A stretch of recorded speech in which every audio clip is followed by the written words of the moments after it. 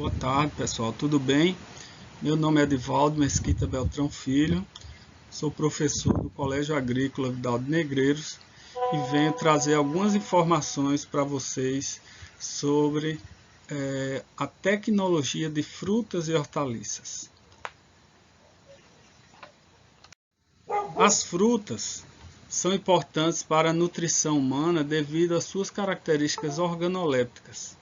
Entre essas características são o sabor, a cor das frutas, diversas cores, aspectos de aroma ou odor, mas também é importantíssimo destacar as características nutricionais. As frutas fornecem para a nossa alimentação, para a nossa nutrição, açúcares dos diversos tipos, vitaminas, as frutas fornecem sais minerais, fibras alimentares, ácidos orgânicos importantes para o processo digestivo, mas também enzimas que são importantes nas reações bioquímicas do processo digestório. Então as frutas, elas são resultantes, elas são obtidas a partir de um processo de formação do fruto que passa por um processo de fecundação das flores. Então, as plantas fanerógamas, como são chamadas, as plantas que produzem flor, após um processo de fecundação, ela inicia um processo de formação do fruto, onde há o crescimento, e o desenvolvimento daquele fruto com acúmulo dessas substâncias nutritivas que falamos agora há pouco, e com isso ela passa por um processo de maturação e depois nós colhemos e nos alimentamos da forma in natura ou transformamos ela em produtos a partir das técnicas, do estudo das técnicas que são aplicadas para a transformação dessa matéria-prima em produtos.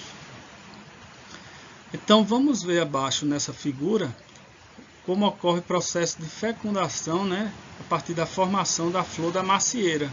Então vocês podem observar que tem o ovário da flor, tem as anteras, as pétalas, e durante o processo de fecundação o grão de pólen vem, fecunda essa flor e a partir daí ela começa o processo de formação do fruto. Então ocorre uma hipertrofia, um crescimento desse tecido a partir do acúmulo de nutrientes, passando a formar a maçã. Nessa parte interna, chamada mesocarpo, tem-se os nutrientes, os açúcares, as vitaminas, sais minerais, a água, constituindo. Tem o ectocarpo, que é essa parte mais externa que a gente conhece por casca. E tem o endocarpo, que é essa parte interna que protege as sementes do fruto. Para a obtenção das frutas, as frutas passam por um processo de colheita, onde é importante observar o ponto de maturação. Então, as frutas, diversas frutas, elas apresentam as características de coloração específicas da sua espécie, que indicam o ponto ideal de colheita. Então, na próxima aula, nós vamos informar como se verifica o ponto de maturação das frutas para a colheita, a partir de aspectos visuais, mas também utilizando alguns instrumentos para determinar o teor de açúcares, que nós chamamos teor de Brix das frutas. Então, após ela atingir o ponto de maturação, nós fazemos um processo de seleção na colheita. Essas frutas vão para a agroindústria e lá é feito um processo de seleção, essa seleção onde a gente pode retirar ou separar do ponto de vista qualitativo, com relação à sua qualidade, com o objetivo de remover produtos fora do padrão, produtos fora de qualidade, estabelecidos pela agroindústria, para posterior classificação. A classificação dos frutos é um processo também de separação. Então, nós podemos separar as frutas de acordo com o tamanho. Então a gente faz essa classificação, separa por classes.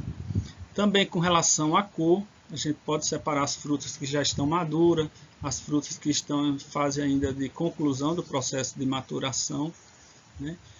E assim a gente pode facilitar diversos processos na agroindústria, né? Por exemplo, a classificação é importante, você classificar frutos do mesmo tamanho, como é o caso do abacaxi, para ele passar por um processo de descascamento automático, onde aquele equipamento ele é calibrado a um determinado diâmetro e a gente precisa da padronização das frutas do mesmo tamanho. Então a classificação é importante dessa forma, né? Podemos observar essas figuras abaixo, as frutas que foram classificadas com relação ao tamanho e à cor. Aqui observamos uma técnica acompanhando, né, fazendo o processo de separação, de classificação dessas frutas. Uma etapa importante também é o processo de higienização de frutas e hortaliças, né? Essa etapa é importante porque a higienização ela é dividida em duas etapas. A etapa de lavagem, onde a gente utiliza a água como o agente que vai fazer o processo de higienização, e também em alguns casos podemos adicionar detergentes para que ocorra a remoção das sujeiras, resíduos, né? Resíduos químicos, ou seja, resíduos de agrotóxicos, por exemplo, resíduos físicos, que são, por exemplo, areia, pedaços de folhas e assim por diante, mas também resíduos biológicos, que são os micro-organismos, né? As bactérias, os fungos e as leveduras. Então, esse processo de higienização da lavagem é importante. Mas também a sanitização, que é outra etapa do processo de higienização. Na realidade, a sanitização ela é a prática de utilizar produtos sanitizantes que vão eliminar a carga microbiana com bactérias, fungos e leveduras, né?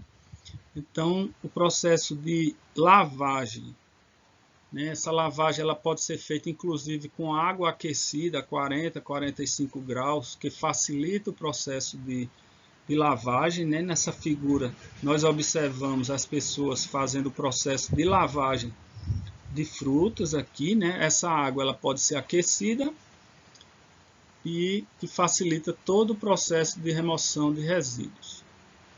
Nessa outra figura observamos um sistema de lavagem já em tanques, né, automatizado, onde as frutas vêm após o descarregamento, seleção e classificação e passam por esse processo mergulhadas em tanques com água, onde é feito o processo de higienização e sanitização, né? Nesta outra figura, nós podemos observar também um tanque onde ele está colocando as laranjas e a água aqui circulando, né, sobre uma pressão com movimentação que facilita também esse processo. Alguns produtos sanitizantes que nós podemos utilizar, o mais utilizado é o cloro. O cloro, a gente pode adquirir o cloro de forma concentrada na forma líquida, né? Em soluções de 10%, por exemplo, onde nós precisamos fazer o cálculo para saber qual o percentual de cloro ou qual a concentração que a gente vai colocar no nosso tanque para fazer a sanitização. Em frutas, em média, os percentuais mais utilizados são de 5 ppm, 10 ppm, 20, 50 ppm. Essa unidade ppm significa parte por milhão, que é a mesma coisa que miligramas por litro. Então, quando eu digo 10 ppm, é a mesma coisa que dizer 10 miligramas por litro de cloro ativo. Mas também tem outros produtos à base de iodo, quaternário de amônia, entre outros produtos que podem ser utilizados para o processo de sanitização e higienização, no processo de higienização de frutas e hortaliças, né? Então, o mais utilizado é o cloro, devido a características como o seu preço, o seu valor de mercado, ele é entre os sanitizantes o com o custo mais baixo, mas também por não impregnar, não colocar nenhuma coloração adicional na solução, mas também devido à sua volatilidade, né? Então, com o passar do tempo, ele se volatiliza e esse cloro ele sai da água e do processo ou da parede externa do fruto.